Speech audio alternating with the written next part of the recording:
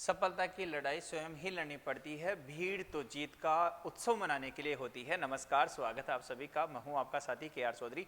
साथियों, आज हमारा जो बिंदु चलेगा, हम विसर्ग संधि को लेकर बात करेंगे। विसर्ग संधि से संबंधित हमारे चार नियम हमारे कंप्लीट हो चुके हैं और विसर्ग संधि के शेष नियम है उनको लेकर आज हम बात करेंगे। तो आज हमारा विसर्ग संधि का टॉपिक है ना, वो कंप्लीट हो जाएगा। ठीक है ना। विसर्ग संधि के 4 नियम हमारे कौन कौन से हो चुके हैं, एक बार मौखिक रूप में बता देता हूं, ताकि आगे वाले जो नियम है ना वो आप पढ़ें तो आपको सारी जो विषय वस्तु है वो आराम से अच्छी तरह से क्लियर हो।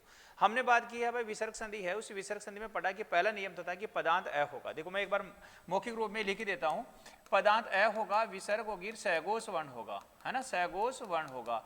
तब तो क्या हो जाएगा, इसके स्थान पर ओ हो जाएगा। पहला नियम तो ये बोल रहा था। दूसरा नियम बोल रहा है कि अ आ को छोड़ना होगा, है ना, अ आ को छोड़ना होगा। उसके बाद में क्या होगा, ए और आ जो है 11 स्वर में से ए और आ है, इनको छोड़ना होगा। उसके बाद में कोई ना कोई स्वर होगा। उसके बाद विसर्ग होगी, विसर्ग के बाद में सैगोश वर्ण होगा। तब क्या हो जाएगा, इस विसर्ग के स्थान पर रह हो जाएगा। दूसरा नियम को लेकर हमने ये चर्चा की थी। नियम नंबर 3 क्या आया था, नियम नंबर 3 बोल रहा है कि कोई भी स्वर हो उसके बाद विसर्ग और विसर्ग के बाद तालव्य, मूर्धन्य और दंत्य सकार, इनमें से कोई भी जो स होगा वही विसर्ग के स्थान पर स हो जाएगा। तो ये नियम नंबर 3 हमारा ये था। नियम नंबर 4 हमारा क्या था, तो नियम नंबर 4 ये था कि पद के अंत में ई होगा या ऊ होगा, है ना, पद के अंत में ई होगा, ऊ होगा। उसके बाद विसर्ग होगी और विसर्ग के बाद में कै, विसर्ग के बाद में कै, पै और मै, कोई सा भी होगा जो होगा तो विसर्ग के स्थान पर क्या हो जाएगा, साहब स हो जाएगा, है ना। यहां तक के जो 4 नियम है उनको लेकर हमारी पहली जो क्लासेस हो चुकी है वहां तक हमने चर्चा है वो कर ली थी। यहां पर हमने क्या देखा था, तो आवी है प्लस कार आविष्कार, आवी है प्लस कृत आविष्कृत, बही प्लस कार बहिष्कार, बही प्लस कृत बहिष्कृत हो जाएगा, चतु प्लस पाद चतुष्पाद, चतु प्लस पद चतुष्पद हो जाएगा, है ना। ये सारे उदाहरण हमने कहां पर देखे थे, इसमें देखे थे। फिर ये जो मैं है इससे बने वाला आयुष्मान है, आयुष्मती है, वपुष्मान है, वपुष्मती, ये सारे उदाहरण है वो हमने यहां पर देख लिया था। इस वाले जो उदाहरण है, इस वाले जो नियम है उसमें हमने देखा था कि यश प्लस शरीर से यश शरीर बनता है, चतु प्लस श्लोकी चतुश्लोकी हो जाएगा, नी प्लस शुल्क से निःशुल्क हो जाएगा, चतु प्लस सीमा से चतुष्सीमा हो जाएगा, है ना, नी प्लस संतान से निसंतान हो जाएगा, वय प्लस षष्ठी से वय षष्ठी हो जाएगा। ये सारे उदाहरण किससे थे साहब, इसमें थे। और इस वाला जो पैटर्न है इसमें जो उदाहरण हमने देखा था कि आशीय प्लस वा से आशीर्वाद हो जाएगा, बहिर प्लस गमन से बहिर्गमन हो जाएगा, धनु प्लस धारी से धनुर्धारी हो जाएगा, धनुर प्लस विद्या से धनुर्विद्या हो जाएगा, है ना। इसी प्रकार से हमने बात किया साहब पुनर् प्लस जन्म से पुनर्जन्म हो जाएगा, स्वर्ग प्लस कैसे स्वर्ग है ना वो हो जाएगा, नी प्लस धन से निर्धन हो जाएगा, नी प्लस रस से नी प्लस जन से निर्जन है ना वो बन जाएगा, दू प्लस गन से दुर्गंध है ना वो भी इसी में बनता है। तो ये उदाहरण हमने यहाँ पर देख लिया था और यहाँ पर तो कई उदाहरण हमने देखा था, जैसे कि वयोवृद्ध है, तपोबल है, वयोवृद्ध है, तपोबल है ना, मनोज है, उरोज है, सरोज है, ठीक है ना। इसके बाद में आपका मनोबल है। ये सारे उदाहरण है ना वो हमने इस वाले जो नियम है उसमें हमने देख लिया था।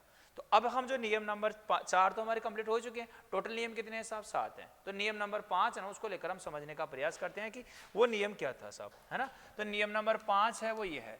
नियम नंबर 5 बोलता है कि साहब पदांत अ हो और ए के बाद विसर्ग हो और विसर्ग के बाद ई या विसर्ग के बाद ई या ए हो तो विसर्ग का लोप हो जाता है। ई या ए हो तो विसर्ग का लोप हो जाता है। इस नियम का शॉर्ट तरीका क्या है साहब, तो ये है कि पद के अंत में अ होना चाहिए, विसर्ग होनी चाहिए, विसर्ग के बाद में या तो क्या हो, ई हो, या क्या हो साहब, ए हो। तब इस विसर्ग का क्या हो जाएगा, लोप हो जाएगा। लोप होने का मतलब क्या है, यहाँ पर लोप होने का मतलब साहब छिप जाता है, हट जाता है, दूर हो जाता है। तो यहाँ पर क्या हो जाएगा, ये लोप है ना हो जाता है। अब समझो इसमें 2 उदाहरण ध्यान रखना आपको, यहाँ से 2 ही उदाहरण है वो ध्यान रखना है जो ज्यादातर एग्जाम में आता है। कौन से वाले आता है, यश प्लस इच्छा। एक तो ये आता है यश प्लस इच्छा। तो ये देखो यश है ना, अब विसर्ग का लोप हो गया, आगे क्या बचा, इच्छा बचा। तो यहाँ पर क्या बन जाएगा, यश इच्छा बन जाएगा ये, है ना। और एक शब्द आता है अतः प्लस एव है ना वो आता है। तो यहाँ पर भी क्या हो जाएगा साहब, विसर्ग का लोप हो जाएगा, तो ये भी क्या बन जाएगा, अतएव बन जाएगा। अब प्रश्न आता है कि यश इच्छा शब्द है और अतएव शब्द है, इसमें कौन सी संधि है। ऑप्शन क्या देगा एग्जामिनर कि इसमें शवर संधि है क्या, व्यंजन संधि है क्या, या विसर्ग संधि है क्या, तो आप आराम से साथियों बताएंगे इसमें विसर्ग संधि है ना, विसर्ग संधि है। ये कभी भी नहीं पूछा जाता है कि इसमें जो ये जो हो रहा है, यानी कि यहाँ पर जो बदलाव हो रहा है ये कौन से नियम के अनुसार हो रहा है, ये कभी नहीं पूछा जाएगा। एग्जाम में सिर्फ ये पूछा जाता है कि संधि कौन सी है, अरे इसका संधि विच्छेदन है वो क्या होने वाला है, बस इतना सा ही पूछा जाता है, तो वो आराम से बता पाएंगे। तो नियम 16 का क्या होगा, पद के अंत में होना चाहिए, विसर्ग होनी चाहिए, ई और ए होगा तो विसर्ग का क्या हो जाएगा, लोप हो जाएगा। तो विसर्ग का लोप हुआ तो क्या हो गया, विसर्ग का लोप होते यश बचा, इधर से इच्छा बचा, मिल गया तो क्या बन गया, यश इच्छा, और इधर से क्या बन गया, अतएव है ना वो बन गया। तो इस प्रकार से कि नियम नंबर 5 है ना ये था। अब नियम नंबर 6 है उसको लेकर हम बात करते हैं साहब कि नियम नंबर 6 है वो क्या बोल रहा है। तो नियम नंबर 6 बोल रहा है कि पदांत, नियम नंबर 6 है ना वो बोल रहा है कि पदांत ई या उ, ई या उ के बाद, ई या उ के बाद विसर्ग हो और विसर्ग के बाद र हो तो, विसर्ग के बाद र हो तो ई या उ अपना दीर्घ रूप प्राप्त कर लेते हैं तथा विसर्ग का लोप हो जाता है, ये नियम है साहब। विसर्ग का क्या हो जाएगा साहब, लोप है ना हो जाएगा। इस नियम का शॉर्ट तरीका क्या है, तो यहाँ पर बोला जा रहा है कि पद के अंत में या तो ई होगा या उ होगा, उसके बाद में क्या होगी साहब, विसर्ग होगी, और विसर्ग के बाद में क्या होगा, र होगा। तब क्या करना होगा, ई तो दीर्घ रूप में हो जाएगा, यानी कि अपना दीर्घ रूप, वो भी अपना दीर्घ रूप हो जाएगा, और ये जो विसर्ग होगी यहाँ पर उसका क्या हो जाएगा, लोप हो जाएगा। इस विसर्ग का क्या हो जाता है, यहाँ से लोप है ना वो हो जाता है ना, विसर्ग का क्या हो जाएगा साहब, लोप है ना हो जाएगा। अब उदाहरण ना वो कैसे बनेंगे, तो यहाँ से बनेगा जैसे कि आता है भाई नी है प्लस रस, है ना, नी है प्लस रस आ गया, तो ये देखो नी है ना, अब नी में ई है, विसर्ग रस में रा गया, इसका मतलब ये शर्त लागू हो रही है। तब क्या हो जाएगा, इस नी का तो दीर्घ रूप हो जाएगा, विसर्ग का लोप हो जाएगा, और बाकी क्या बन जाएगा, ऐसा का वैसा बन जाएगा, तो ये क्या बन जाएगा, निरस बन जाएगा। ऐसे आता है भाई नी है प्लस रव, नी है प्लस रव आता है ना, नी है प्लस रव आता है, नी है प्लस रव है ना वो आ गया, तो यहाँ पर इसका भी क्या बन जाएगा, नीरव है ना वो बन जाएगा। अब आपको लग रहा होगा कि ये नीरव है या ये र है और ये ख है ना, र और ख दोनों में कैसे लिखा जाता है, तो ख लिखा जाता है, देखो ऐसे, ख तो आता है ऐसे और र आता है ऐसे, इन दोनों में ये अंतर है। तो यहाँ पर क्या हो जाएगा, नीरव है, ये नीक नहीं है ना। ऐसे नी प्लस रव से क्या बन जाएगा, नीरव है ना हो जाएगा। ऐसे आता है साथियों नी है प्लस रंध्र, नी है प्लस रंध्र आ गया, तो ये क्या बन जाएगा, निरंध्र है ना वो बन जाता है। तो नी है प्लस रंध्र से क्या बन जाएगा, निरंध्र है ना, शब्द का निर्माण हो जाएगा। नी है प्लस रंध्र से क्या बन जाएगा, निरंध्र है ना हो जाएगा। ऐसे आता है दी है प्लस रज, दी है प्लस रज आता है, तो यहाँ पर क्या हो जाएगा साहब, दी दीर्घ ई हो जाएगा, र और ज ऐसा क्या बन जाएगा, धीरज है ना वो बन जाएगा। तो दी है प्लस रज से क्या बन जाएगा, धीरज, नी है प्लस रंध्र से निरंध्र। इसी प्रकार से जैसे आता है हमारे पास में चक्षु प्लस रोग, चक्षु प्लस रोग आ गया, तो ये देखो चक्षु है ना, अब सु में ऊ है, इसका मतलब ऊ है, विसर्ग है, और रोग में रा गया तो दीर्घ रूप हो जाएगा, ऊ दीर्घ रूप में हो जाएगा, दीर्घ रूप इस रोग प्रकार इस प्रकार से हो जाएगा। आगे क्या आ गया, रोग आ गया, तो ये क्या बन जाएगा, तो ये बन जाएगा चक्षु रोग बन जाएगा।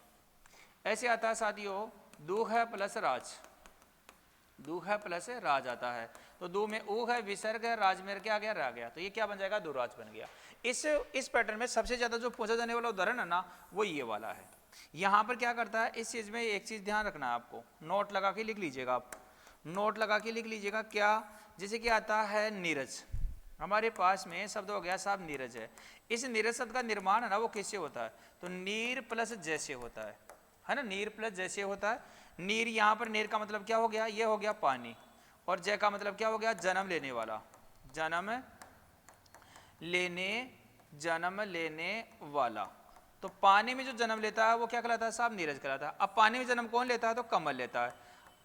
अब मैंने यहाँ पर ये क्यों लिखा है, यहाँ पर इस शब्द को क्यों लिखा है, यहाँ पर क्यों चर्चा कर रहा हूं मैं, ये इसलिए कर रहा हूं कि नीरज जो शब्द है, इस नीरज शब्द में प्रश्न पूछा जाता है कि बताओ नीरज शब्द में कौन सी संधि है, तो ध्यान दीजिएगा नीरज शब्द में कोई संधि नहीं है, तो फिर क्या है साहब, तो नीरस शब्द का निर्माण संधि से नहीं हुआ है, ये प्रत्यय से हुआ है। तो अब यहां पर आप लिख सकते हैं प्रत्यय से निर्मित शब्द है ना। नीरज शब्द प्रत्यय से निर्मित है, प्रत्यय से निर्मित है, यानी कि यहां पर प्रत्यय का प्रयोग हुआ है। नीरस शब्द में क्या है साहब, प्रत्यय है, संधि नहीं है यहां पर। अब प्रश्न क्या देता है एग्जामिनर, वो देता है नीरस है, नीरव है, निरंतर है ना, अनिरज है, और दे दिया कि कौन सा विकल्प है जिसमें संधि का प्रयोग नहीं हुआ है। तो नीरस शब्द में संधि नहीं हुई है। नीरस शब्द का निर्माण संधि से ना होकर क्या है, प्रत्यय से हुआ है। प्रत्यय कौन सा लगा है यहाँ पर, तो ज प्रत्यय लग गया और निर्मूल शब्द हो गया और ये नीरज है ना वो बन गया। तो इस प्रकार से आप ध्यान रख सकते हैं। नियम बोल रहा है कि पद के अंत में ई हो, ऊ हो, विसर्ग हो, और यहाँ पर क्या हो जाता है, र होता है, तो ई का दीर्घ रूप, ओ का दीर्घ रूप और विसर्ग का क्या हो जाएगा, लोप हो जाएगा। और लोप होगा तो इस प्रकार के शब्द ना वो बन जाएंगे। तो जैसे नी प्लस रस है, नी में ई है, विसर्ग रस में र आ गया तो ये नीरस बन गया। ऐसे नी प्लस रव है, नी में ई है, विसर्ग रव में र आ गया तो ये नीरव बन गया। ऐसे नी प्लस रंध्र है तो नी में ई है, विसर्ग रंध्र में र आ गया तो ये क्या बन गया, निरंतर। ऐसे दी प्लस रज है, दी में ई है, विसर्ग रज में र आ गया तो ये धीरज बन गया। ऐसे चक्षु प्लस रोग है, चक्षु में सु में ऊ है, विसर्ग रोग में रा गया तो ये चक्षु रोग हो गया। ऐसे दू प्लस राज से क्या बन गया, दुराज है ना वो बन गया। तो यहाँ कहने का मतलब ये है कि या तो पद के अंत में यू होगा, ई होगा, ऊ होगा, विसर्ग होगा, र होगा, तब ई का दीर्घ रूप, ऊ का दीर्घ रूप और विसर्ग का लोप हो जाएगा। और कमल शब्द का निर्माण है ना वो ध्यान रखिएगा, कमल शब्द का, नीरस शब्द का निर्माण है ना वो किससे हुआ, तो प्रत्यय से हुआ, संधि से नहीं हुआ है। तो ये नियम कौन सा हो गया साहब, नियम नंबर 6 है, ये कंप्लीट हो गया। इसके बाद में नियम नंबर 7 आता है, उसको लेकर हम समझने का प्रयास है ना वो करते हैं। टोटल नियम 7 है, अब 7वां नियम क्या है उसको लेकर हम समझने का प्रयास करते हैं भाई।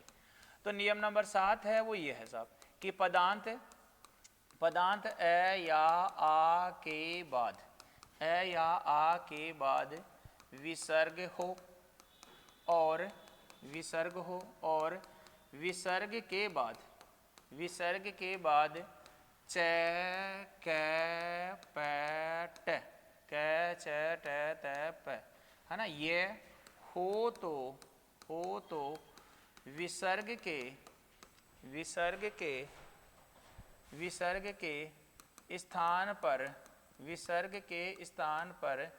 स्थान पर कर्मशः, विसर्ग के स्थान पर कर्मशः विसर्ग के स्थान पर कर्मशः स हो जाता है। ये नियम वैसे तो आपको समझ में आ गया होगा, नहीं आता तो कोई बात नहीं है ना। हम शॉर्ट रूप में समझने का नियम, इस नियम को शॉर्ट रूप में समझने का प्रयास करेंगे, आपको बहुत अच्छी तरह से, बहुत बेहतरीन तरीके से ये चीज़ समझ में आ जाएगा। समझ में आ गया। मैं शॉर्ट तरीका है ना, हर नियम का शॉर्ट तरीका इसलिए लिखा रहा हूँ कि जब एग्जाम का समय होता है तो हमारे पास में वक्त कम होता है, हम कम समय में अधिक से अधिक विषय वस्तु का रिवाइज कर पाएं, इसके लिए हम शॉर्ट जो नियम है ना उस नियम को मैं यहाँ पर आपके साथ में लिखने का प्रयास है ना वो कर रहा हूँ। तो इस नियम का शॉर्ट तरीका क्या है, ये बोल रहा है कि पद के अंत में या तो अ हो सकता है या आ हो सकता है, ठीक है साहब। उसके बाद में क्या होगी, विसर्ग होगी, विसर्ग हो गई।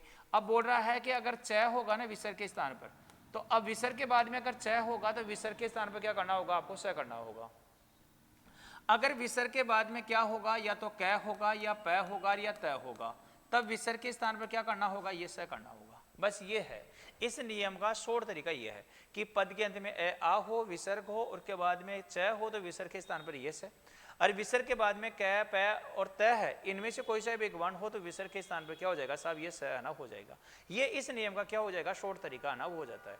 अब हम बात करते हैं साहब कैसे उदाहरण आएंगे, किस प्रकार से हमें ध्यान रखना है, कैसे कैसे शब्द ना वो बनने वाले हैं, उनको लेकर हम समझने का प्रयास करते हैं। जैसे देखिएगा, जैसे कि हम बात करें, हमारे पास में आ गया आ है प्लस चरिए, है ना, आ है प्लस चरिए आ गया। अब देखो आ में तो आओ है ही, है ना, स्वर है ही, उसके बाद विसर्ग है, विसर्ग के बाद में च आ गया, तो विसर्ग के स्थान पर क्या कर दिया साहब, स कर दिया। अब स होगा वो कैसे होगा, हल्यंत होगा, तो ये क्या बन जाएगा साहब, आश्चर्य बन जाएगा।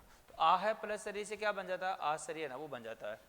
ऐसे आता है भाई क है प्लस चित, क है प्लस चित आ गया, तो ये क है। अब देखो क में ए है क्या, उसके बाद विसर्ग आ गया, और यहाँ पर चित में क्या आ गया साहब, च आ गया, तो विसर्ग के स्थान पर स हो गया। अब मिलाएंगे तो ये क्या बन जाएगा, कश्चित बन जाता है। तो क है प्लस चित से कश्चित शब्द का निर्माण हो जाएगा, है ना। और अगर मैं बात करूँ क प्लस चित से कश्चित हो गया, ऐसे आता है भाई मन है प्लस चेतना, मन है प्लस चेतना है ना वो आ गया। एक बात ध्यान रखनी है भाई, क्या ध्यान रखना है, यहाँ पर ये जो च है ना विसर्ग के स्थान पर च हो रहा, आगे क्या है चित्त में च है ना, तो अब ये जो च होता है ना चित्त में जो आ रहा है, तो ये इस यहाँ से इसको अंदर लेते हुए करना होगा, है ना, स इस प्रकार से आता है, इस प्रकार से लिखना होगा। कहीं कश्चित आपने इस प्रकार से लिख दिया ना, कश्चित को अगर इस रूप में लिख दिया तो ये गलत है, ये इस रूप में लिखा हुआ क्या होता है साहब गलत होता है। अब गलत क्यों होता है, गलत इसलिए होता है कि ये व्यंजन है और ये भी व्यंजन है। अब इस व्यंजन में जो भी स्वर लग रहा है ना वो इसमें आता है, तो छोटी अगर ई की मात्रा लगती है तो वो दोनों में आती है ना, दोनों में आएगी। वैसे प्रयोग वो इसी पे हो रही है, च पे ही हो रही है ना, चित्त में ही हो रही है।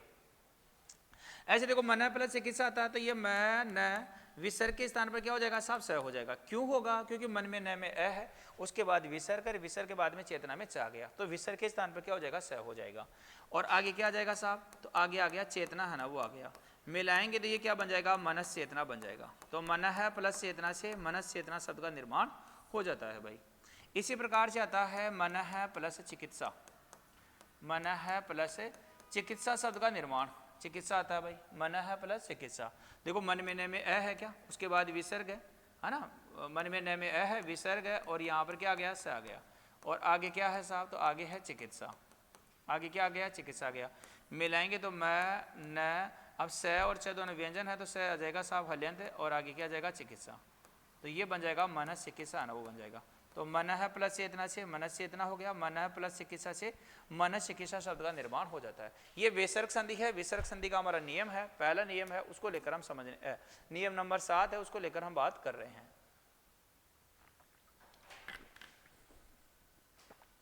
नियम नंबर 7 है विसर्ग संधि का, उस नियम को लेकर हम समझने का प्रयास है वो कर रहे हैं। यहां तक आपको समझ में आ गया होगा भाई,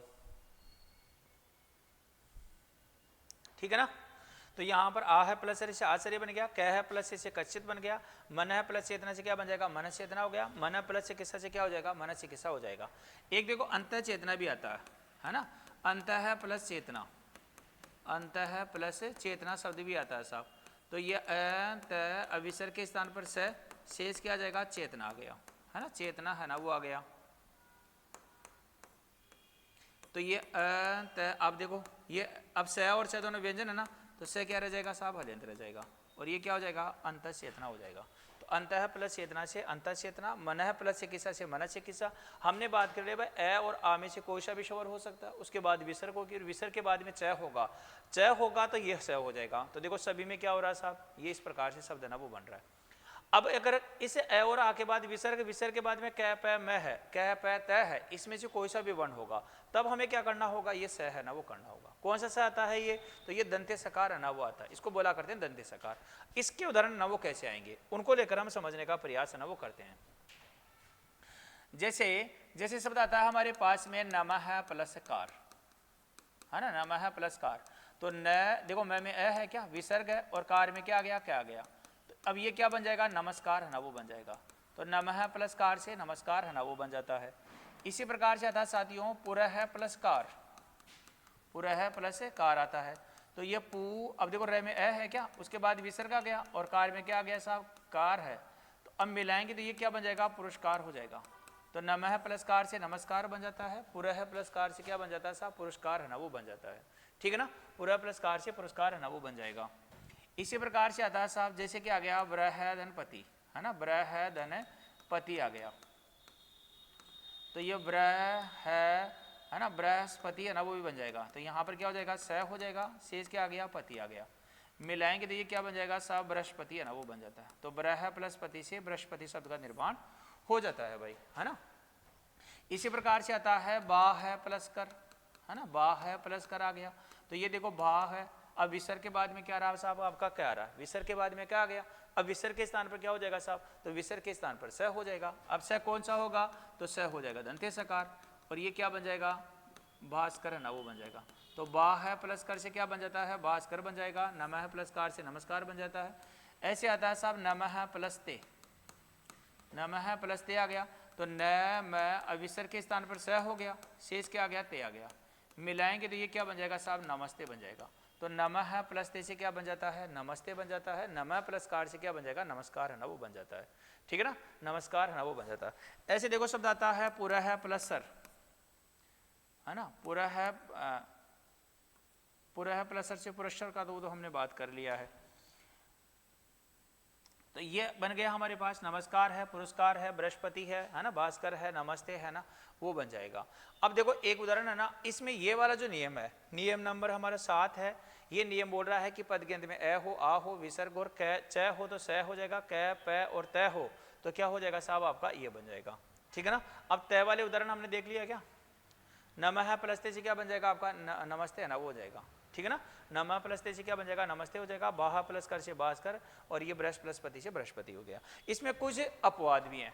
ये हमारा जो नियम है विसर्ग संधि का नियम नंबर 7 है, इसमें कुछ अपवाद है। अपवाद क्या होता है, अपवाद का मतलब हो गया जहां संधि का नियम लगे लेकिन संधि के अनुसार बदलाव नहीं होता है, वो क्या होता है अपवाद की श्रेणी में शामिल किया जाता है। तो अब कौन से अपवाद है ना, जिनको हम लेकर हम समझने का प्रयास है ना वो करते हैं।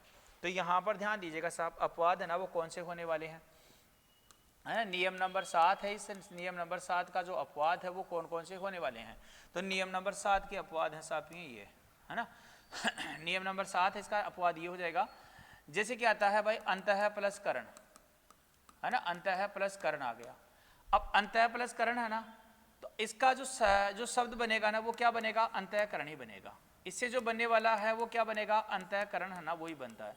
अब नियम तो क्या बोल रहा है, नियम तो बोल रहा है कि अब यहाँ पर पद के अंत में है, विसर्ग क्या आ गया, इसका मतलब नियम तो ये बोल रहा है कि विसर्ग के स्थान पर क्या होना चाहिए, स होना चाहिए।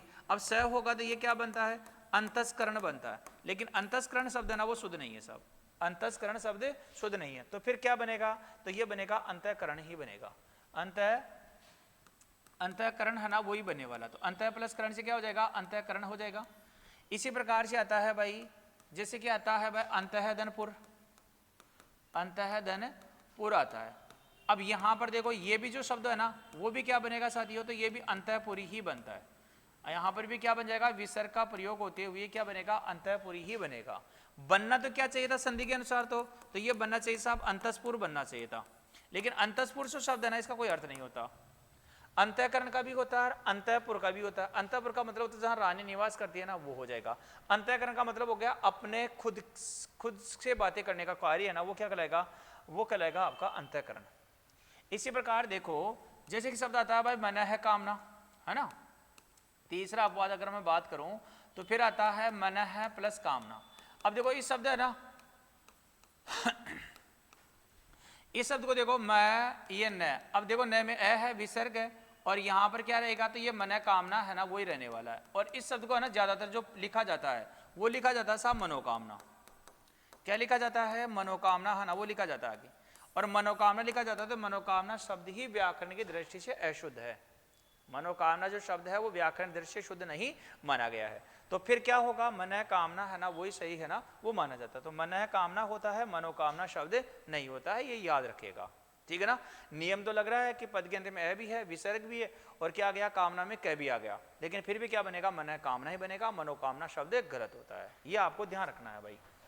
ऐसे देखो और अपवाद को लेकर हम बात करें तो और क्या है भाई, तो जैसे कि आता है साथियों तपह प्लस पूत, तपह प्लस पूत आता है। अब इस नियम के अनुसार तो क्या बनना चाहिए था, तपस्पूत बनना चाहिए था, है ना। यहां पर क्या बनना चाहिए था, इस नियम के अनुसार तो तपस्पूत है ना वो बनना चाहिए था ऐसे। लेकिन इस जो शब्द है इसका कोई अर्थ नहीं होता, तपुष्पुत का नहीं होता, तपयपूत का होता है। तपयपूत का मतलब होता है तपस्या के द्वारा प्राप्त किया हुआ पुत्र, वो क्या कहलाएगा, तपयपूत कहलाता है। तो यहां पर तपयपूत है ना वो बन जाएगा भाई। ठीक है ना। तो अंतःकरण है, तपयपूत है। ऐसे आता है साथियों जैसे कि आ गया प्रातः काल, शब्द आ गया हमारे पास में प्रातः धन काल है ना वो आ गया। तो ये प्रातः, अब विसर्ग के स्थान पर क्या हो जाएगा, विसर्ग का तो विसर्ग रहेगा, और ये काल है ना वो ऐसा कैसा जाएगा, तो प्रातः काल है ना वो भी बन जाएगा ऐसे। वैसे नियम के अनुसार तो क्या बनना चाहिए था, ये प्रातः काल बनना चाहिए था, लेकिन शुद्ध रूप क्या होगा, प्रातः काल है ना वही रहने वाला है। तो यहां से एग्जाम में प्रश्न आता है, या तो शब्द शुद्धि में आता है ये, या तो ये शब्द शुद्धि में पूछ लेता है कि बताओ शब्द शुद्धि का कौन सा रूप है ना। यह पूछता है तो ये पूछ लेता है किसमें, तो ये पूछ लेता है आपका शब्द शुद्धि में नहीं पूछता, तो ये संधि में पूछ लेता है कि बताओ कौन से शब्द में संधि नियमों का पालन हुआ है, कौन से संधि नियमों का पालन नहीं हुआ। इस प्रकार का प्रश्न वो देता है और देकर हमसे प्रश्न वो पूछ लेता है। तो आज वाले जो हमारा सेशन चला है इसमें हमने क्या क्या बात कर लिया है, तो ये हमने 3-4 नियम है उनको लेकर हमने समझने का प्रयास है ना वो किया है। ठीक है ना। यहाँ पर ये विसर्ग संधि है। पहला नियम यह था कि पद के अंत में ए हो, विसर्ग और सैगो हो तो ए और विसर्ग के स्थान पर ओ हो जाएगा। अ और आ को छोड़कर कोई भी स्वर होगा, उसके बाद स्वर हो, स्वर के बाद विसर्ग और सहघोष वर्ण हो तो विसर्ग के स्थान पर र हो जाएगा। तीसरा नियम बोल रहा है कि कोई ना कोई स्वर होगा, विसर्ग होगा, श स स, यानी तालव्य मूर्धन्य और दंत्य सकार में जो भी स होगा वही विसर्ग के स्थान पर स हो जाएगा। नियम नंबर 4 है कि ई होगा, उ होगा, विसर्ग होगा और कै पै मैं होगा तो विसर्ग के स्थान पर क्या कर देंगे हम, स है ना वो कर देंगे। ठीक है ना, ये हमारा नियम था साहब। इसके बाद में आगे वाला नियम क्या बोल रहा है, तो नियम ये हो गया साहब, 5वां नियम है वो हमने इस सेशन को लेकर हम समझने का प्रयास किया है कि पद के अंत में अ हो, विसर्ग हो, ई और ए होगा तो विसर्ग का क्या हो जाएगा, लोप हो जाएगा। इसमें 2 शब्द ध्यान रखने हैं, एक तो यश इच्छा है और एक अतएव है ना, ये 2 शब्द आपको ध्यान रखना है जहां पर इस नियम का पालन ना वो किया गया है। आगे क्या रहता है, आगे वाला नियम नंबर 6 है वो ये बोल रहा है कि पद के अंत में ई होगा, उ होगा, विसर्ग होगा, उसके बाद में क्या होगा, र होगा। तब क्या होगा, ई का दीर्घ रूप, उ का दीर्घ रूप, विसर्ग का क्या हो जाएगा, लोप हो जाएगा सब, है ना, विसर्ग का लोप हो जाएगा। तो जैसे कि नी प्लस रस है, नी में ई है, विसर्ग रस में रा गया तो निरस बन गया। ऐसे नी प्लस रव है, नी में री में ई है, विसर्ग रव में रा गया तो ये निरो बन गया। ऐसे नी प्लस रंध्र से निरंध्र हो गया, नी में ई है, विसर्ग रंध्र में रा गया तो निरंध्र बन गया। ऐसे धी प्लस रज में दी में ई है, विसर्ग रज में रा गया तो धीरज बन गया। ऐसे चक्षु रोग में चक्षु में सु में ऊ है, विसर्ग रोग में रा गया तो चक्षु रोग बन गया।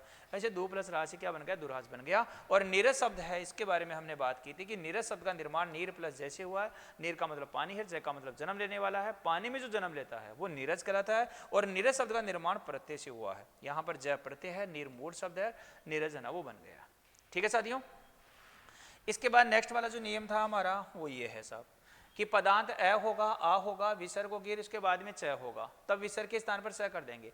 अब विसर्ग के बाद में अगर कै पै तय होगा तो विसर्ग के स्थान पर ये स हो जाएगा, है ना, ये स हो जाएगा। अब कैसे बन रहा है, तो आ है प्लस शरीर से क्या बन गया साहब, आश्चर्य बन गया, है ना। कै प्लस इससे क्या बन जाएगा, कश्चित बन गया। मन प्लस चेतना से मनस चेतना बन गया, और मन प्लस चिकित्सा से मनस चिकित्सा है ना वो बन गया।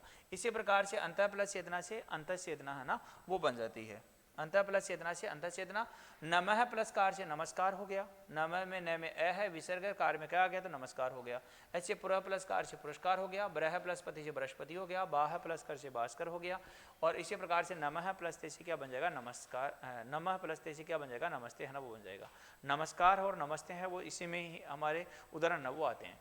इसके बाद में हमने ये देखा साहब कि इसमें कुछ अपवाद होते हैं। अपवाद वो होते हैं जहां संधि का नियम लगे लेकिन संधि के अनुसार बदलाव नहीं होता है, वो अपवाद की श्रेणी में शामिल कर दिया जाता है। यहां पर संधि का नियम लग रहा है। संधि का नियम क्या था कि पद के अंत में अ होगा, आ होगा, उसके बाद विसर्ग होगी, विसर्ग के बाद में क्या होगा, विसर्ग के बाद में या तो च होगा, है ना, या कै होगा, या पै होगा, और या क्या होगा साहब, तय होगा। देखो यहाँ पर है, इनमें से कोई सा वर्ण है, तब अगर ऐसा होता है तो विसर्ग के स्थान पर यह स हो जाता है, अगर ये होता है तो विसर्ग के स्थान पर यह स हो जाता है। यह हमारा नियम है। तो इस नियम का यहाँ पर पालन तो हो रहा है, लेकिन यहाँ पर उस नियम के अनुसार शब्द ना वो नहीं बन रहे हैं, इसलिए क्या हो गए साहब, अपवाद हो गए। तो यहाँ पर अंतःकरण होता है, शब्द दिया जाएगा, अंतोकरण दिया जाएगा, जो कि गलत होता है, अंतःकरण ही सही होगा। अंतोपुर दिया जाता है, अंतपुर ही सही होगा। और यहाँ पर मनोकामना दिया जाता है, मन कामना ही सही होता है।